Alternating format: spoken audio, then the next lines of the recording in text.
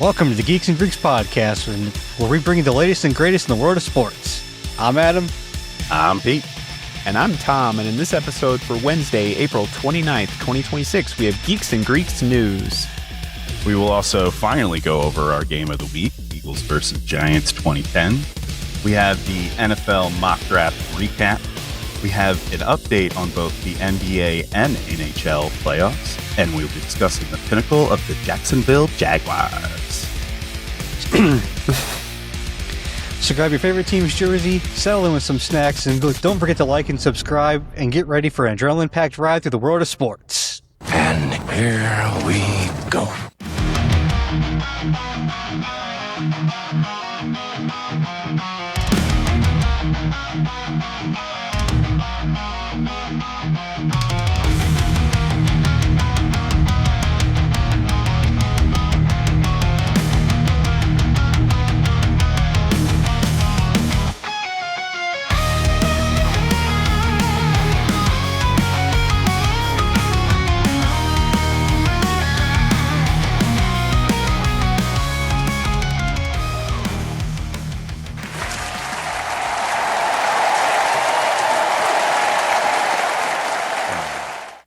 The word of the day, inauspicious. Let's go. I don't know if I should admit this, but I actually have no idea what that word means. I've heard it a few times, but I have no idea what it means. I was actually just looking it up myself. Never means anything good. Oh, God. But anyway, welcome to the next episode of the Geeks and Greeks Podcast, guys. How's your week been? Oh, chaos. This is just absolute chaos. I feel like I have been running around every single night doing crazy stuff. But, I'm a week and a half in with no WWE, boys. It feels good. I'm not going to lie. I'm never looking back. I have so much free time now. I do. I just got 6 hours of my week back. Hey, did you hear the SmackDown's going back to 2 hours for the show? Of course it is, because it never works at 3 hours, because it's impossible to book that long of wrestling show weekly. And that apparently the CW now has NXT's PLEs. Oh, okay. Which is kind of weird. Yeah. They're going to a channel that nobody has. Yeah. All right. But cool. Hey, look, Evolve's on Tubi, so you're doing better than Tubi. Well, yeah, but I mean, it's Evolve, so nobody really watches Evolve anyway. Oh, that's fair. But on a much brighter note, on the news of the week, what do we got first, Tom? Le'Veon Bell went on the Respectful podcast and was anything but towards his former coach, Adam Case. Bell called Case the dumbest coach he's ever had and told a story about Case using cocaine in his office before practice. After leaving the Jets in 2020, Case took a small hiatus before signing with the Chargers in this offseason as a passing game specialist. The Chargers and Case have not yet commented at this time, but I'm curious on what you guys think about it. Do you think Case was riding the lightning before he was a Charger, or is Le'Veon Bell just ringing his bell for attention? Well, first off, is it Adam Case or is it Adam Gase? I thought it was Gase with the G. Did I write it? Did I write it down wrong? I thought it was Adam Case. I thought it was Gase. Oh, we're talking about the ex-head coach of the Jets, right? Right. Yeah. I thought it was Gase. Oh, I think it's Gase. That sounds right. Yeah, you're right. I must have wrote it down wrong. I'm sorry. I also feel like everybody does coke at the Jets. Wasn't there something about Favre doing coke when he went there? I imagine Aaron Rodgers was doing coke that one game he played for them. I don't know. It's the Jets. I'd also believe it was with the Giants too. I mean, it's just part of playing in the New York market. That's part of your salary. You get paid these many millions of dollars, and you get 3 lines every game. I mean, that's just part of your salary. At the same time, it's also Le'Veon Bell, who's also, the poster boy for mental health and stability. Right. And his teammate, Antonio Brown. Right. So, I mean, honestly, this kind of seems like a coin toss. Yeah. I don't know, man.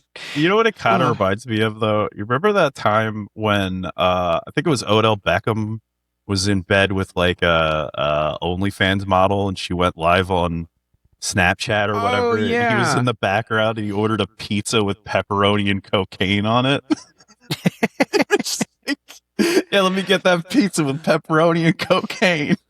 Isn't this? I mean, this also could be the same chalked up with like Stephon Diggs going live with his latest girlfriend doing pink cocaine on the yacht when he was with New England last year. Oh, man. shoot!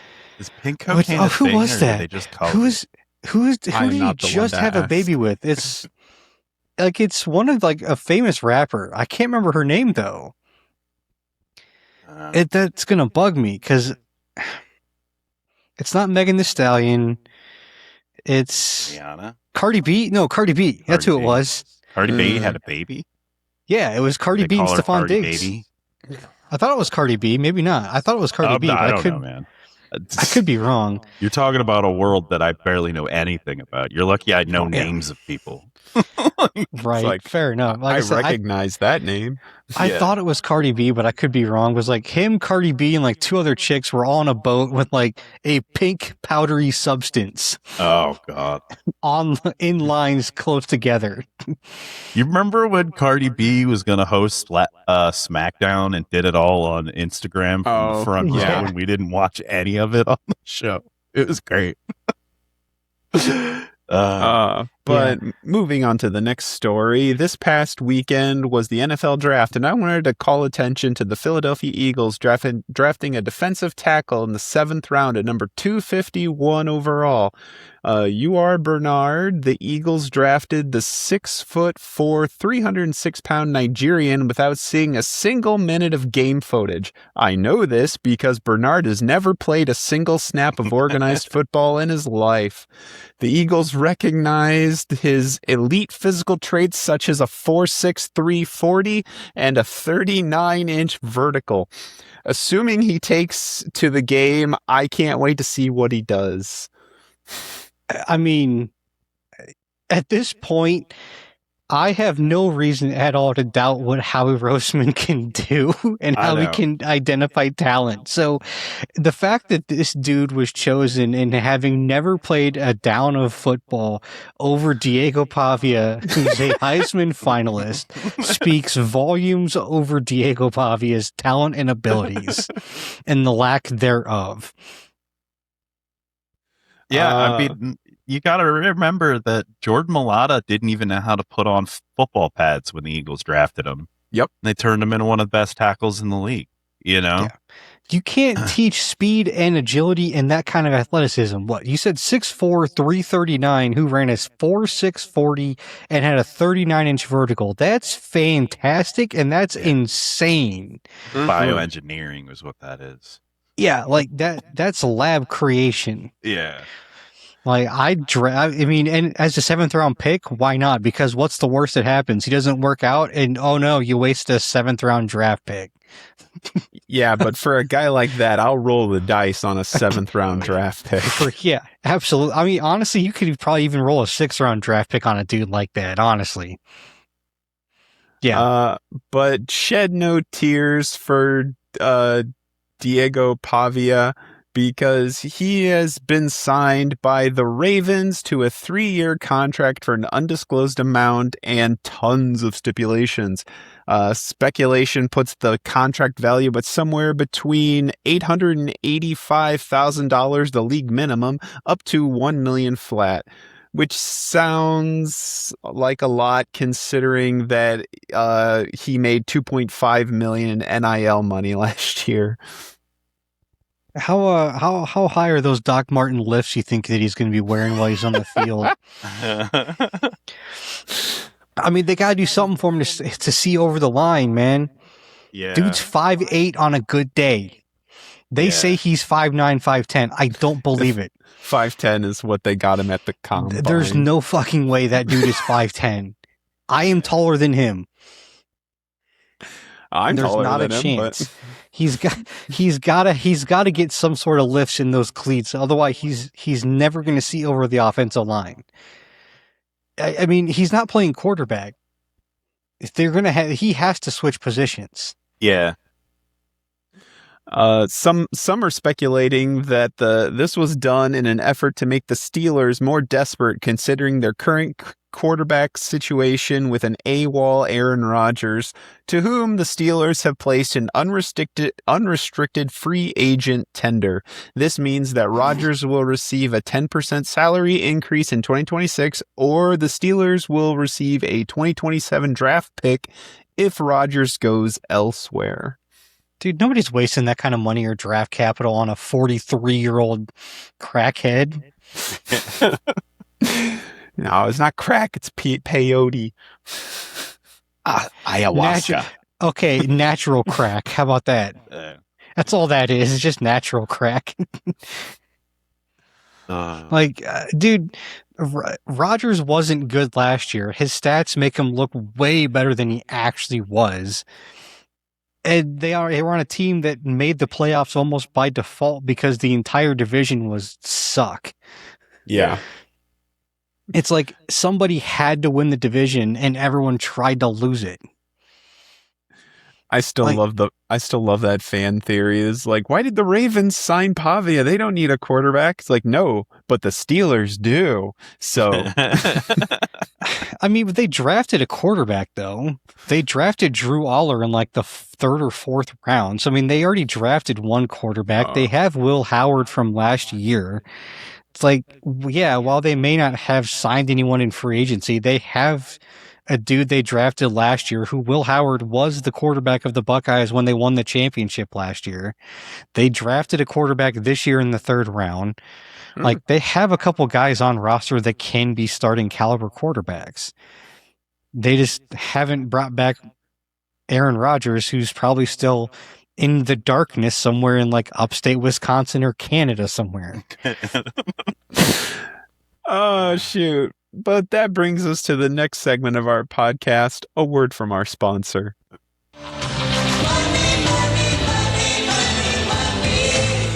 Hey guys, what's up? Before we continue our show, I want to talk to you about our new sponsor, Dubby. You ever feel like you need that extra oomph to power through those late night study sessions, clutch those game wins, or finish that epic video edit? I know I do, and I finally found something that actually works without the jitters or the dreaded crash. Let me introduce you to Dubby. That's right, guys, we're partnering with Dubby and we're seriously hyped. Dubby is our new go-to energy drink, and it is a total game changer. What makes it so different is, first off, and this is huge for me, Dubby has no artificial dyes, plus it's all completely sugar-free. So, you don't get that quick energy spike followed by a massive crash, and the taste is absolutely amazing. Dubby comes with a bunch of different flavors, such as tiger's blood, green apple, strawberry pineapple, plus limited time offers that do go quickly. I'm currently obsessed with the tiger's blood myself, but they're all really good. Alright, so how do you get your hands on this stuff?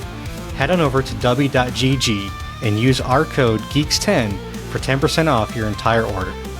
That's dubby.gg, dubby.gg. Seriously guys, go give it a try. You won't regret it. We love this product, and I'm sure you will too. It's definitely been a game changer for us, and I'm stoked to be sharing it with the rest of you. Now, let's go ahead and get back to our show. That brings us to the game of the week. Here comes a new challenger! Pete, why don't you tell us about our game of the week? All right. So this one was 2 weeks in the making. I really do appreciate you guys holding this one. This was kind of a special game for me. We are flying back to 2010. I think when I introduced this, I promised you guys a McNabb badge. This was actually our first year of Vic, which I got that wrong. So sorry if I misled you on that one.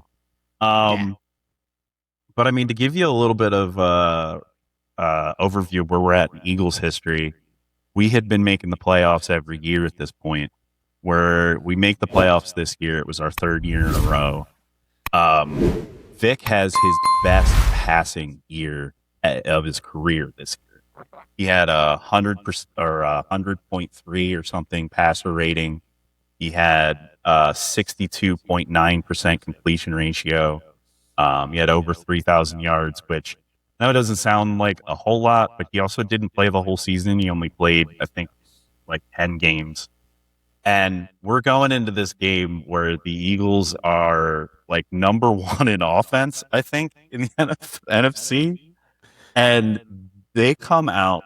I mean, this game is so hard defensively, and both teams just struggle out of the gate. But New York manages to come back and fight back in the second half. And like I said, this is the last game that I really vividly remember watching with my grandfather. And the entire game, he is quoting the miracle of the Meadowlands the whole time. It's like, Pete, it ain't over until there's 3 zeros on the clock. I remember this one time, and I'm like, I know, Pop-Up. You tell me about it every time. And he's like, you don't understand. It can happen. And I'm like, I don't see it. There's no way we're going to do it. And lo and behold, 28 points in the fourth goddamn quarter. The Eagles are just terrible the whole way up. Vic had like 2 interceptions. They fumbled the ball. They, cannot get in the end zone to save their lives. And then with 3 minutes left to go, they score 28 points and they come back to win 38-31. It was insane. It's crazy. I had friends at the time who were Giants fans and were up in New York watching the game and left early. And so they're on 95 coming home, listening to the fourth quarter, just going, what the hell? I was like, we were going to win. There was no way we could lose that game. And then the last thing, the icing on the cake is New York comes up and they tie it 31-31. Mm-hmm.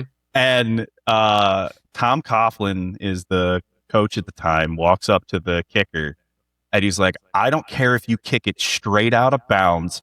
Don't kick it to DeSean Jackson. DeSean Jackson, mind you, who had not been returning kicks this entire game. They had Jerry Maclin back there. They had, I think, the LaShawn McCoy was back there grabbing kicks. He had...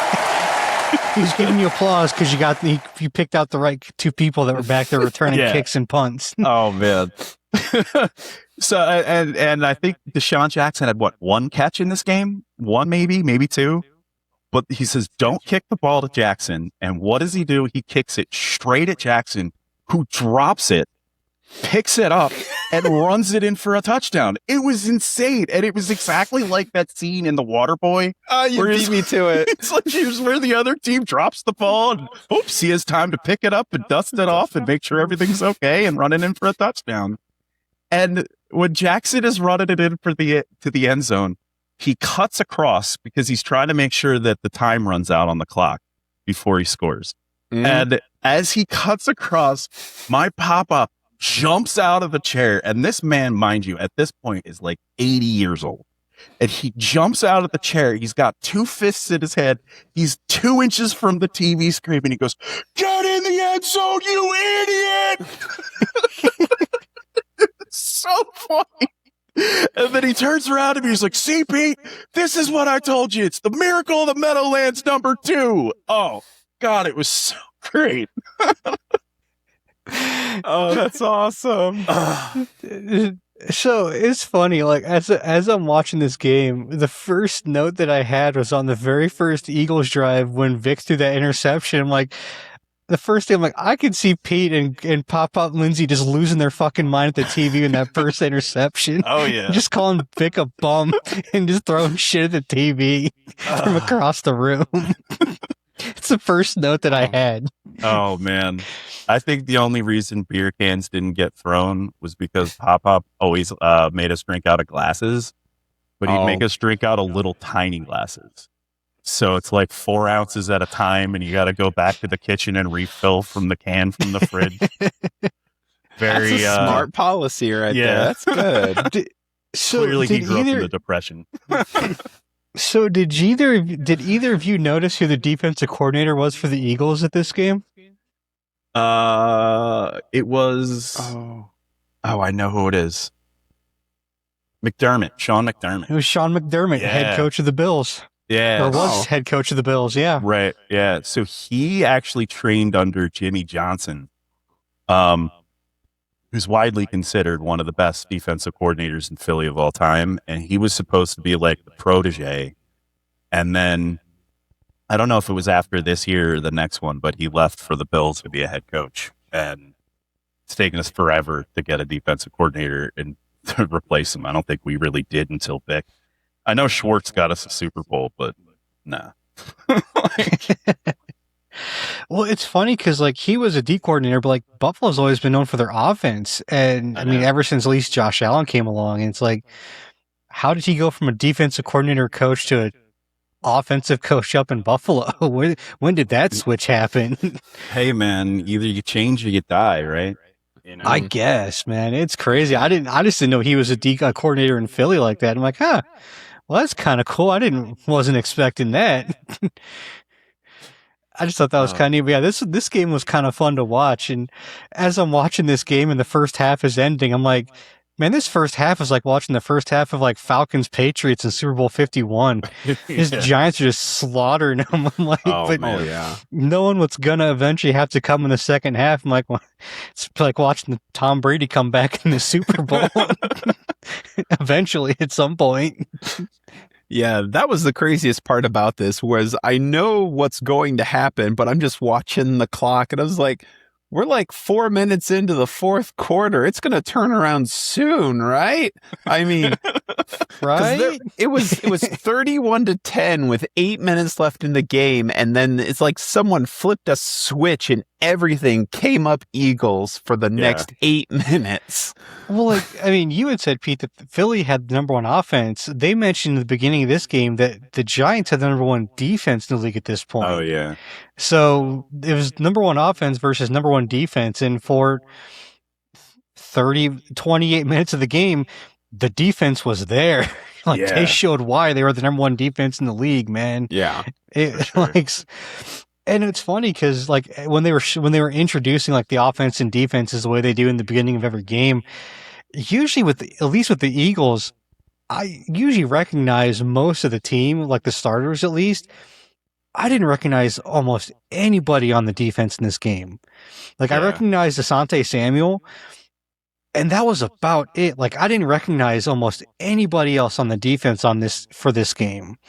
I'm like, was there just a bunch of dudes hurt, or do I just not remember this team like at all?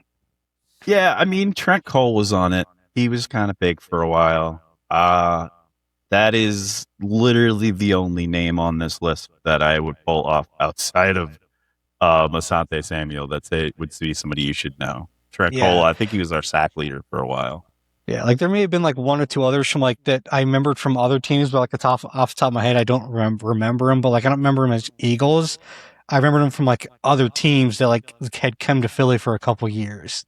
Yeah, but like it's weird. I'm like, because like I said, usually starters, I'm like, oh yeah, I remember that. I remember him. They terrorized Dallas for 5, 6, 7, 8 years. Right. Not this one. This one, I'm just like, I get Samuel, but that was it. I'm like, maybe, like I said, maybe there's a couple of the guys that they were just hurt for this game. I don't know. Yeah. But yeah, they were introducing the Giants defense. I'm like, yep. Nightmares are made of. Oh man, when Jason Pierre-Paul knocked down that first pass, I was like, wait a minute. There are 5 fingers on that hand. And they're like, oh, and the rookie, Jason Pierre-Paul. And I'm like, oh, that makes sense. Yeah. That man blows his hand off in July. Right. And they had rookie Jason Pierre-Paul, O.C. Umenyiora, and Justin Tuck at the same time on the field. Oh, and they were just stacking Umenyiora and Tuck on the same side because they were just picking on the backup right tackle. I'm like, you guys are dicks. Yeah.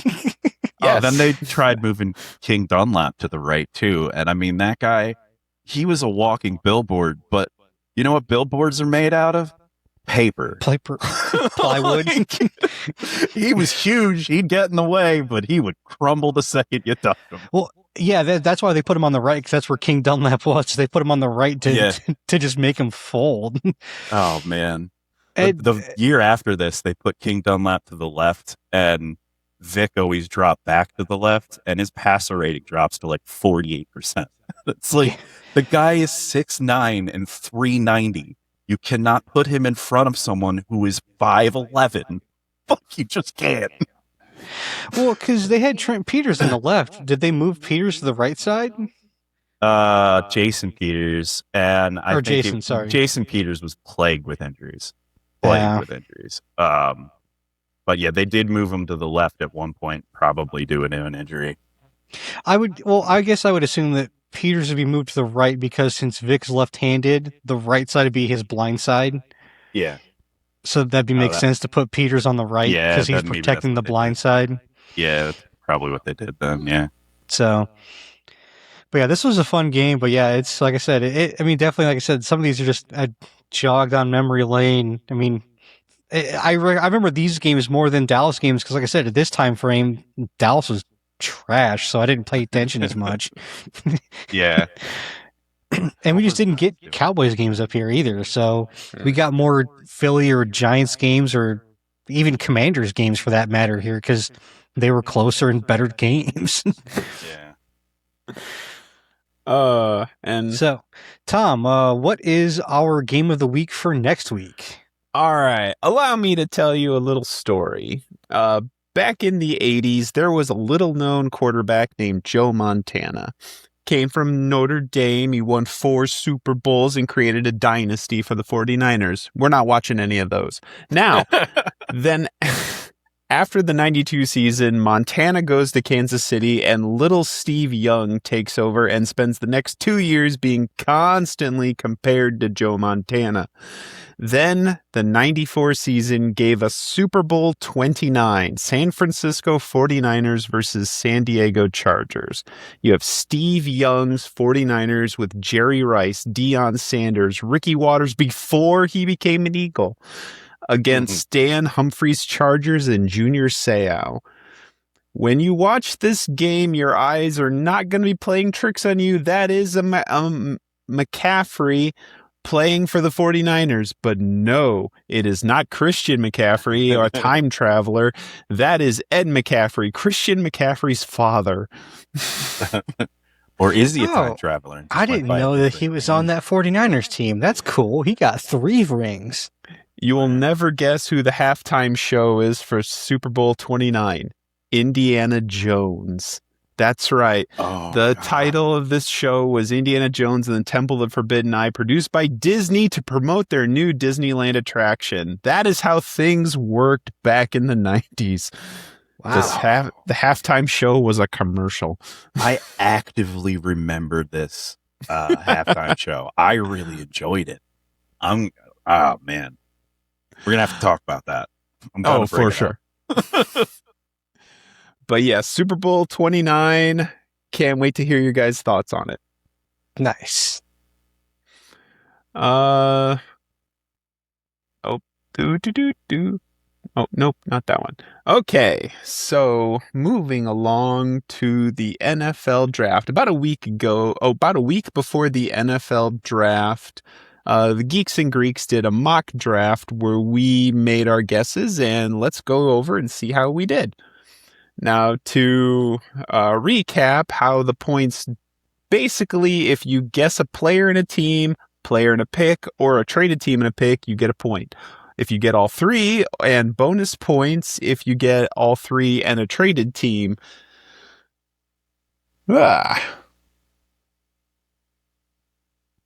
Starting off at pick 1, the Raiders picked Fernando Mendoza, and we all called that, and this is where my points end. At number 2, the Jets take David Bailey, and Adam scores 2 points for calling all 3. At number 4, the Titans took Carnell Tate, and Pete ties things up 4-4-2. At 11, the Cowboys took Caleb Downs. Adam got a point for calling the Cowboys taking Downs, but at number 10, still worth a point. And then finally, at number 14, when the Baltimore Ravens drafted Vega Ioane. and earned Pete 2 points, the win, and retaining his title as Geeks and Greeks mock draft champion. Congratulations, Pete. Thank you. I'll accept my prize here. That's right. That's right. Let's go, boys. Woo! I'm coming for it. I'm getting it next year. I'm going to take that from you next year. It's going to happen. You come and take it from me. We'll see. Hey, you know what? I was closer this year. I'm going to get it one of these times.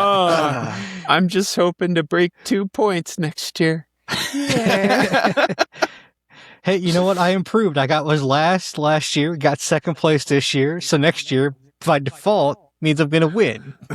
You just got to keep the trend. It's a good plan. I'm fully planning a 3-peat, boys. All right, moving on to the NBA Finals. We are in the first round of the NBA Finals in the Western Conference. Thunder have won round 1 over the Suns 4-0 and advanced to the semifinals. Lakers are leading the Rockets 3-1. Game 5 starts later tonight.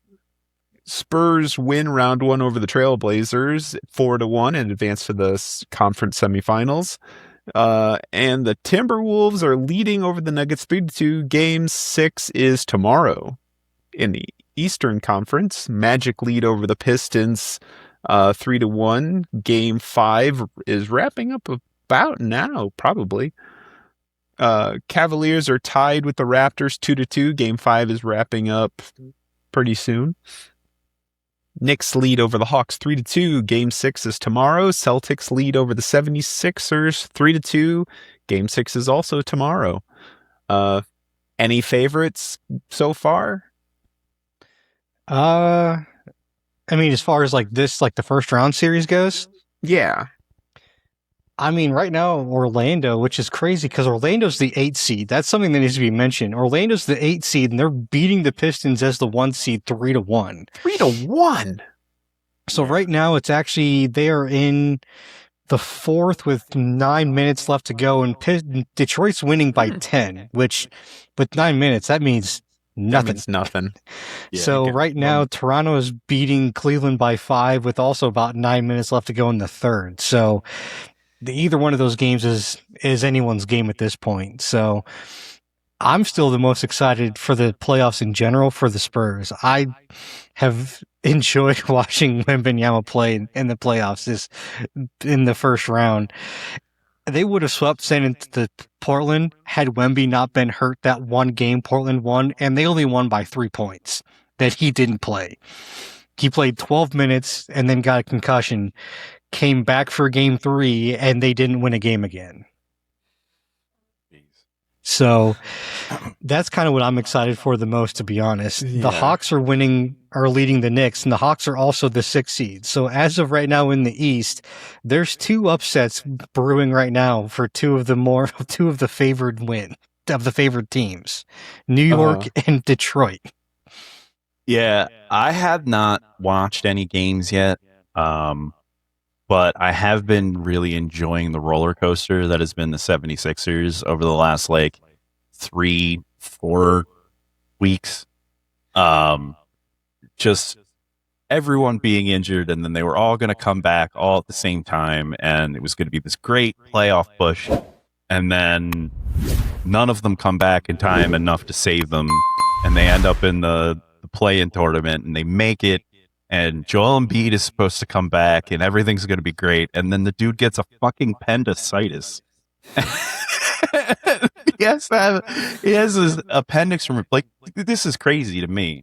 The man had an organ removed from his body, at this point, I think it was 21 days ago, and he is back to playing basketball at an elite level. It's bizarre to me.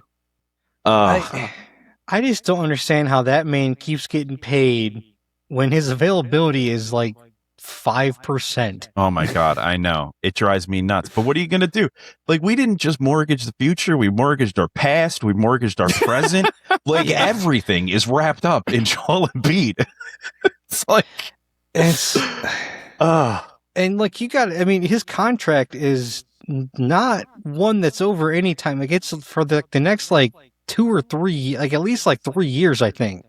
Yeah. Like it's not one that's like after this year he's done. Like he's getting paid a lot for quite a while, so it's like you're stuck with them because nobody's taking that contract. No, Yeah. that is an anchor that's going to drag someone to the bottom. And the crazy thing with him is he's been hurt ever since he was drafted. He missed the first 2 years with an injury. He didn't play till technically his 3rd season after he was drafted. He's never been healthy, ever. I don't understand what it is about Philadelphia sports because it's not just our basketball team that likes drafting injured players. And like, look at Dickerson, right, on the Eagles. I mean, the guy's actually started, 4 seasons, and he's already restructuring his contract to make it easier to retire early. Like, Jeez. He's never played a full season. When was the last time Lane Johnson played a full season? Like, I think so far the most durable person you've had in the last 10 years has been technically, actually, ironically enough, Jalen Hurts. Yeah, exactly. Maybe maybe Devonta Smith too. Yeah, Devonta Smith. Oh, shoot. Yeah. I mean, yeah, like, I don't know, man. I can't say anything about the Flyers, though. I don't know anything about the Flyers, or really, honestly. I mean, Phillies, Bryce Harper's been fairly durable since he's become to Philly. I mean, for a baseball player. That's fair, but the Phillies are such a walking disappointment. I mean, thank God we finally fired our manager. I mean, like, I don't even want to talk about that's it. true, So but at the same time, you can say that about most Philly teams. oh my, not this bad. I mean, they had a 10-game losing streak. They went like 3 for 20 or something like that in that stretch. It was so bad. And like, they had 26 straight innings without a hit. Like, come on, man. I mean, I don't know. I mean, the 76ers are pretty close to being as just disappointing as the Phillies. I mean, no, because coming into this season, we were expecting World Series. Like, they were literally, everyone on the radio was talking about it. Like, this is the year. We're going back. Like, we're getting there. We're going to win the pennant. Like, it'll be, everything will be gravy. And we come out of the gate, we fall flat on our face. Just flat on our face. We are the worst team in baseball. That's not true. That is not true. The Mets are worse than you guys are. Okay. The Mets are way worse There's always than the you are. Mets. Thank God for the Mets. But like, Jesus. Yeah. Like, if it wasn't for the Mets, you might be able to claim that. But the Mets are worse than you, and they have a higher payroll than you. Oh, by far. Oh, yeah. So you're the second worst team in your own division. Fair. All right. Moving on to the NHL playoffs. In the Western Conference, the Avalanche has won round 1 over the Kings 4-0 and advanced to round 2. Wild lead over the Stars 3-2. Game 6 is tomorrow. Golden Knights are tied with the Mammoths 2-2. Game 5 is Friday. Ducks lead over the Oilers 3-2. Game 6 is tomorrow. In the Eastern Conference, the Sabres lead the Bruins 3-2 and expand their postseason lead on the Jets even further. Game 6 is Friday. Canadians are tied with the Lightning 2-2. Game 5 is on Friday. Hurricanes win round 1 over the Senators 4-0 and advance to round 2. And the Flyers lead the Penguins 3-2. Game 5 should be wrapping up pretty soon. Nah, they're just starting to start the third. Okay. So, 2 things. 1, fuck the Avalanche. And 2, it makes me sick that the Ducks are able to rebuild their team faster than the goddamn Red Wings have been. The Red Wings have been rebuilding for like the last 10 years, and it's insane at this point. How are the Ducks in the playoffs and leading 3-2 and possibly making the second round? And the Red Wings haven't been in the playoffs in at least 5 to 6 years. Like, there's absolutely no excuse for this. None whatsoever. Like 3 or 4 years ago, the Ducks were the worst team in the league. Oh, and yeah. Now they're almost in the second round of the playoffs. Logo change. It was the logo change. It's the logo change, I guess. Yeah. I mean, I'll give the Ducks credit. The logo, they have a sick logo. I mean, the logo is phenomenal. Absolutely phenomenal. But there's no reason that they should be this far ahead, whereas the Red Wings are stuck in purgatory of just getting mediocre draft picks and not just going to full tank and just getting the best player in the draft or one or like two or three.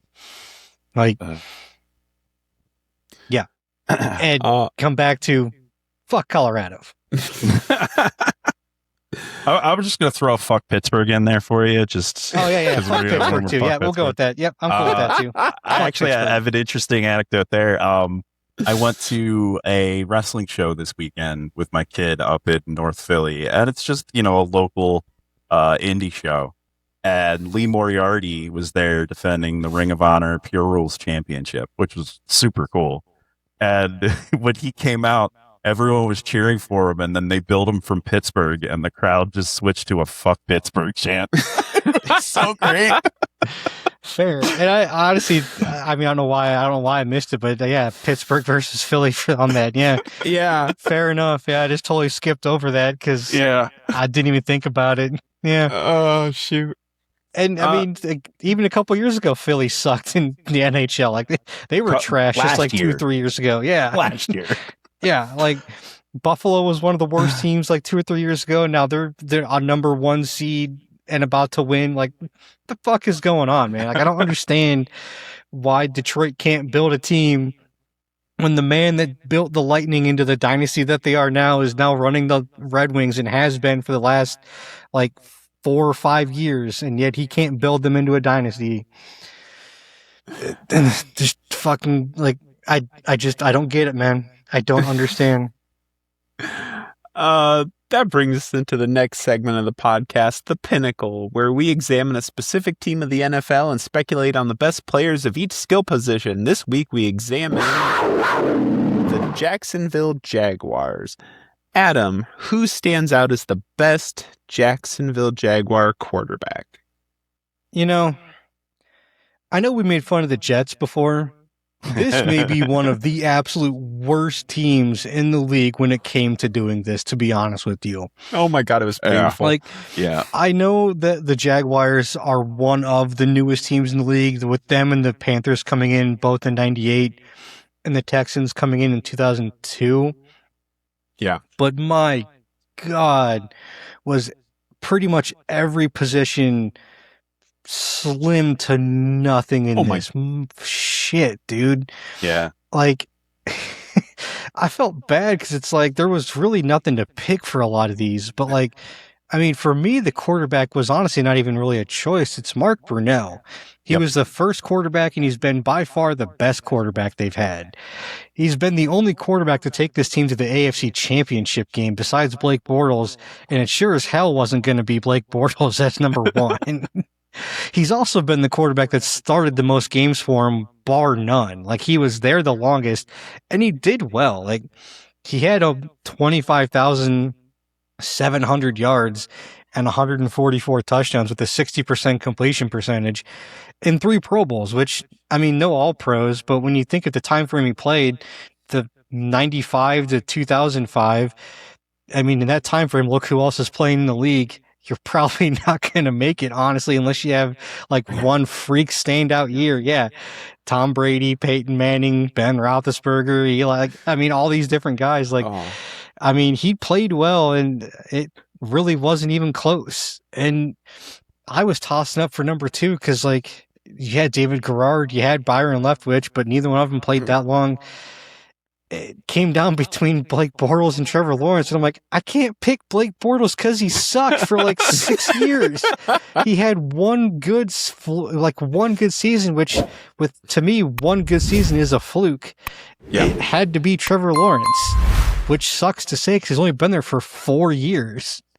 But that's sad.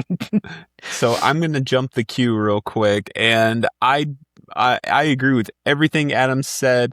Blake Bortles got my honorable mention because he has 2 single season records for that one good season, and that's it. So I had to give it to Brunell. Pete, what do you got? So I mean, we were all hovering around the same 3 guys, and I really wanted this to be Blake Bortles. Like, I really did. And I think you guys are undercutting him. He had 2 good seasons. Thank you very much. He was good in 2015 and 2016. But he had, I mean, look, I looked at one stat and I was like, okay, I can't clickbait Blake Bortles. And he was the obvious number 3, in my opinion. And he was number 3, yes. Yeah, he had a record of 35 and 42. And it's like, dude, you didn't even get the 500. That's like, it's terrible. Like, I just couldn't vote for you. I actually went Trevor Lawrence. I know Mark Brunell's been here. He's got better numbers mostly. I think Trevor Lawrence has got a little bit better of a completion ratio. He's had 4,000 yard seasons. He's got gorgeous long hair. I just had to vote for him. So go Trevor Lawrence. All right. I don't know. It's one of those things where, like, I looked at Bortles and, like I said, I'll give you this. He had a good season and a half. I won't say 2. He had a good season and a half. 25 games. That's it. Look, on the Jacksonville Jaguars, a season and a half counts as 2 seasons, all right? Because ain't nobody had 2 good seasons other than Mark Brunell and Trevor Lawrence. Fair enough. Oh, shoot. Pete, what are your thoughts on the Jacksonville's running backs? Oh, man. So my recency bias really wanted me to make this Maurice Jones-Drew. But, I mean, just looking at the stats, I just kind of couldn't go there. He had 3 good years, and the rest of them, he was just kind of okay. Whereas Fred Taylor was consistently good. He had 7 1,000-yard seasons in his 11 years there. And I got to go with the consistency. So Fred Taylor won it for me. Adam, your thoughts on the running back? Yeah, I went the same way as Pete did. Maurice Jones-Drew is my runner-up. So, but Fred Taylor got it for me. Maurice, I was looking to see if there was anyone else besides those 2 guys. There's not. There's not. There just is nothing there. Like, that's what I mean. Like, this was such slim pickings, especially for running back. Like, outside of those 2 guys, no one else had like more than 3,000 yards. Like, it was terrible. Like, Leonard Fournette was like 3rd or 4th in the list, and he had like 3,500 yards. Yeah. I'm like, I don't even think he's in the league anymore. And he got drafted like in 2019. Yeah. It's like, what the heck? What is going on in this organization, man? What is? And my thoughts on the running back? No notes. Same. Everything.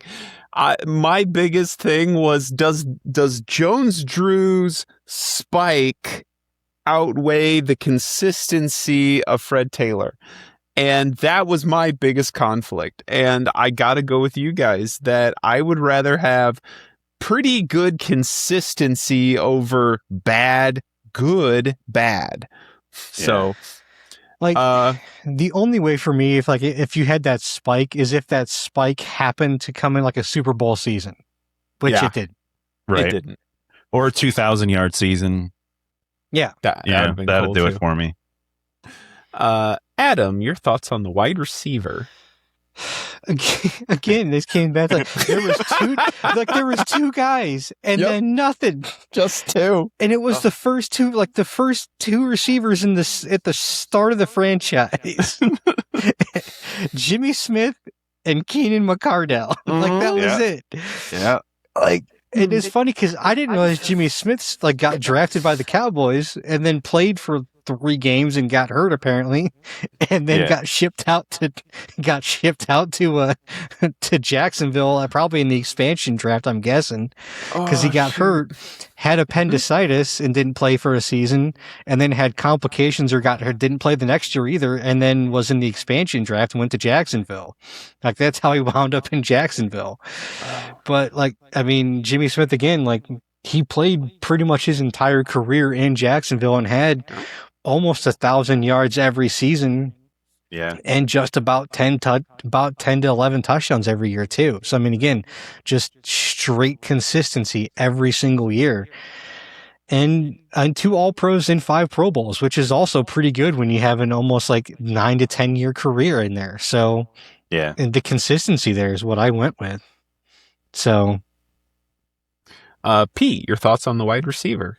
Yeah, I mean, that's kind of how I felt too. Part of it said to me was it's Jimmy Smith, and it's not even close. I mean, Yeah. he didn't have the best completion percentage. There were definitely guys who had better completions percentage, and I was looking at guys that caught, a significant number of targets. And there were some guys that had better percentages, but then you go click on them, they're like, oh, they were there for a year. It's like, Yeah. okay, you had one great year there, and then you went to another team. And it's like the next closest, he was at 12,000 yards, and the next closest guy was at 6,000. It's like, how can you not say it? So he doubles the next closest receiver. So Jimmy Smith was it for me. yeah. You guys hit the same high points I had. My biggest takeaway was McCardle was a little more yard heavy, but Jimmy Smith was more touchdown heavy. And at the end of the day, touchdowns win games, yards don't. So I gave it to Jimmy Smith. Yeah. And it's funny because, like, when you look at, like, the total, receiving yards, you had Jimmy Smith, Keenan McCardell, and then the number 3 guy all time on the receiving list for it is the top tight end, Mercedes Lewis. Yeah. Yep. Like, that's number 3 at 4,500. Like, those are your 3 top receiving threats of all time. It's like, how is, like, what? It's just crazy. Like, that's the nuts parts to me. Like, Well, that's an amazing segue into the tight end. Adam, what do Yeah. you think about tight ends? I mean, so tight ends for me was this one actually was a little bit tough to decide a little bit for me because I was going back and forth between Mercedes Lewis and Kyle Brady. Now, while Kyle Brady, like, almost legitimately had half of the receiving yards as Lewis did, again, it kind of comes back as Brady. It's funny because Brady played basically until Lewis got there. Then Brady was done and retired. But again, they didn't use tight ends they didn't use them as receivers as much.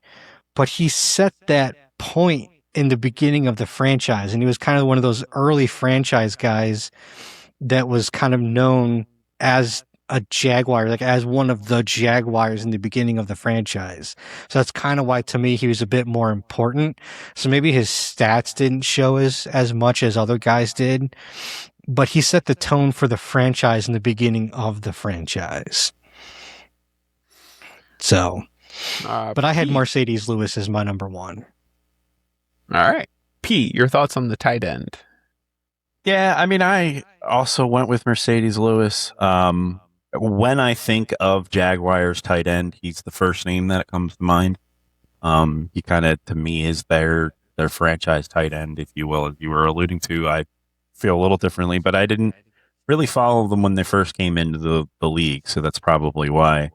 I see it differently. But at the same time, like, this was another slim pickings. I mean, every tight end was mediocre at best, and including Mercedes Lewis. Like, I don't even think he's great. I don't think they had a great tight end on their team, unfortunately for them. But it's kind of where it's at.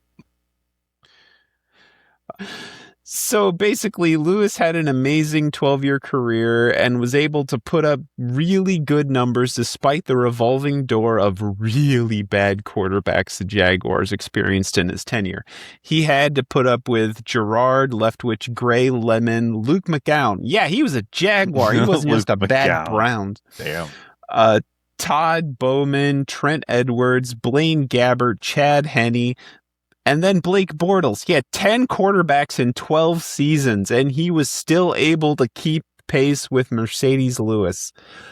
I picked Brady because of his ability to adapt.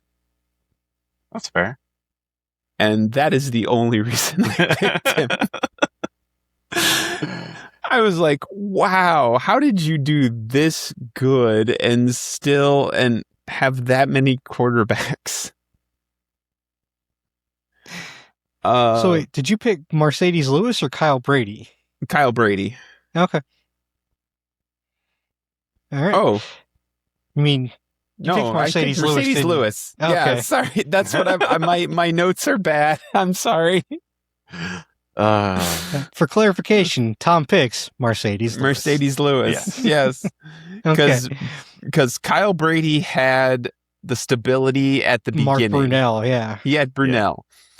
And then Lewis had 12 quarterbacks. He had the revolving door and still managed to keep pace. And it's just like, ugh. Yeah. So Tom, what'd you pick for the kickers? All right, if you thought the Cowboys didn't keep kickers around, the Jaguars learned and improved upon the model. In 31 seasons, the Jaguars have had 22 kickers, and only 3 of them fit the criteria of 4 seasons or more to be considered. And then one of them averaged 9 games a season. I'm sorry, Josh Lambo, that cuts you out immediately. So that leaves me with Scobee and Hollis. Scobee. I like Scobee better. Anyways.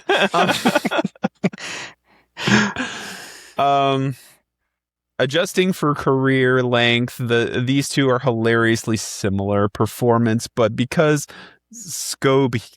of Scobee's longevity, I had to give it to Scobee. If you are going to be a great athlete, the one that can do it for the longest wins. I give it to Scobee. Yeah, it's funny. I had the exact same too because of the exact same reasons. Honestly, I even looked at like the 50+ yard field goals, and like I like it was almost unfair though because Scobee had 42 attempts at 50+ and Hollis only did 14. I'm like, it's not even a fair comparison at that point. I can't even use that now as like a tiebreaker. Both had 81% field goal percentage, both at 98% extra points. I'm like, there's no tiebreakers at this point. I'm like, no, so yeah, I mean, Scobee lasted longer, so that's kind of how the tiebreaker went for me too.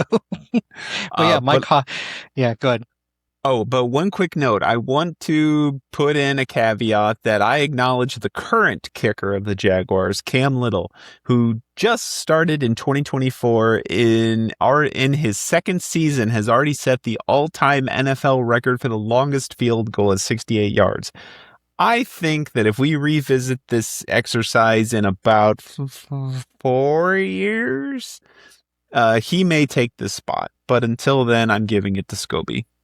I mean, I think was 68 official? I thought that was during a preseason game and didn't count. I have 68 on my record too, but I thought that was during a preseason game and didn't count. But I could very easily be wrong. I know he did it I thought Aubrey still had the record. I know he did it in the preseason, but I thought he did it again in the regular season. But I'll have to double check that. Yeah, I mean, IMDb doesn't include preseason stats on their overalls, and it's definitely on their overall. Not IMDb. Pro Football Reference. Sorry.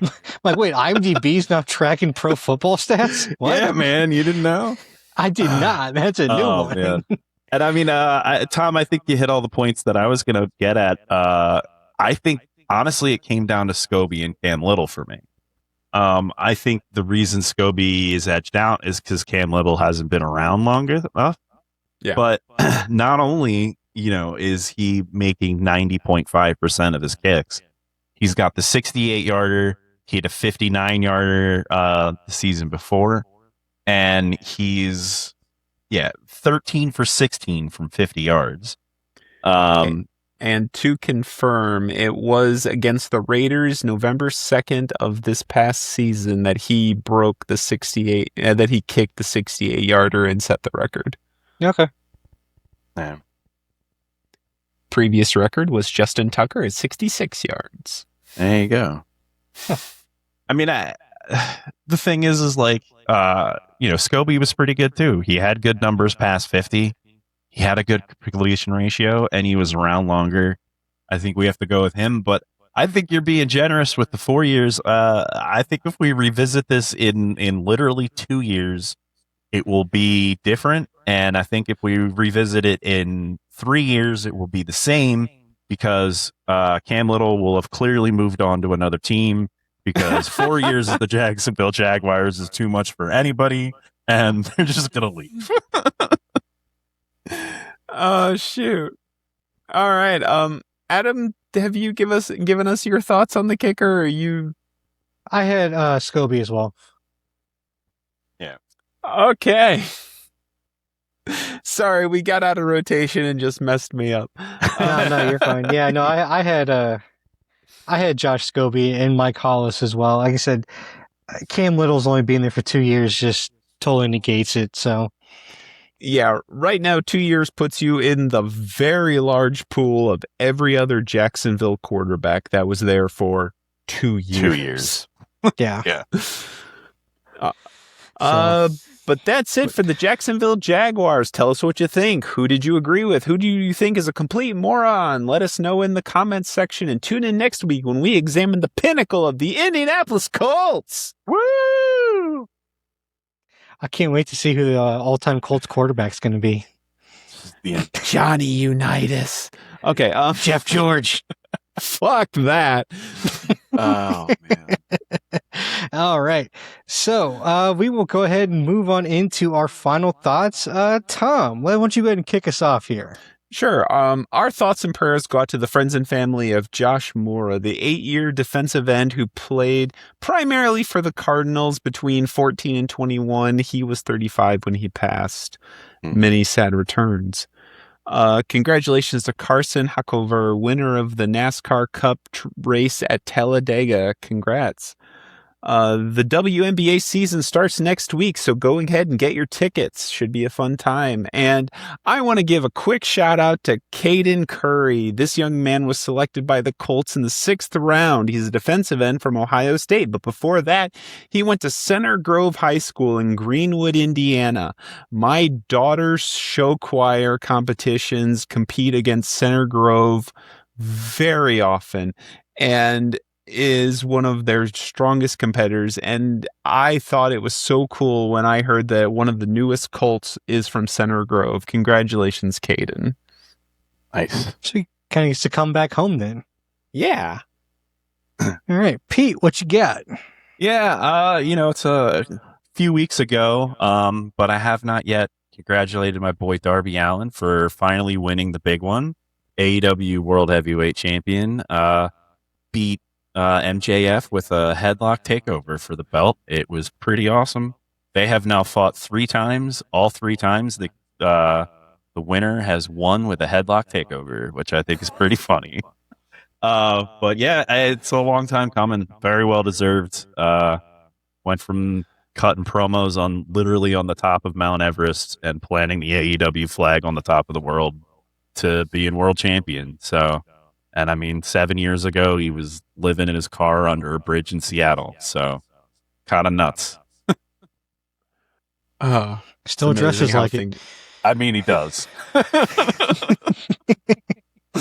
All right. This is this coming weekend is the first weekend of May, and that means that Formula One is back in action at the Crypto.com GP from Miami. Woot woot. Formula One back with a month off after they were supposed to be running in through the Middle East, but because of the actions happening throughout the region, they canceled the 2 races that were supposed to happen throughout April. And this is the first weekend that Formula One is back in action after a month hiatus. And it is good to see the boys back in action and see the cars back out on the racetrack here in the U.S., down in Miami, Florida. Going to be fun to watch, and can't wait to see the races happening back and see who wins this next weekend. All right, I think that is going to be it, unless anyone has any quick final things to go. No, that's it for me. All right, guys, that's going to be it. Thanks so much for tuning in. Be sure to like and subscribe so you never miss an episode of the Geeks and Greeks podcast on YouTube, Spotify, Apple, and Amazon. And you can also find us on our social medias at Facebook and Instagram at Geeks and Greeks. Until next time, may the coin toss of life ever be in your favor. Later, guys. See ya. Peace.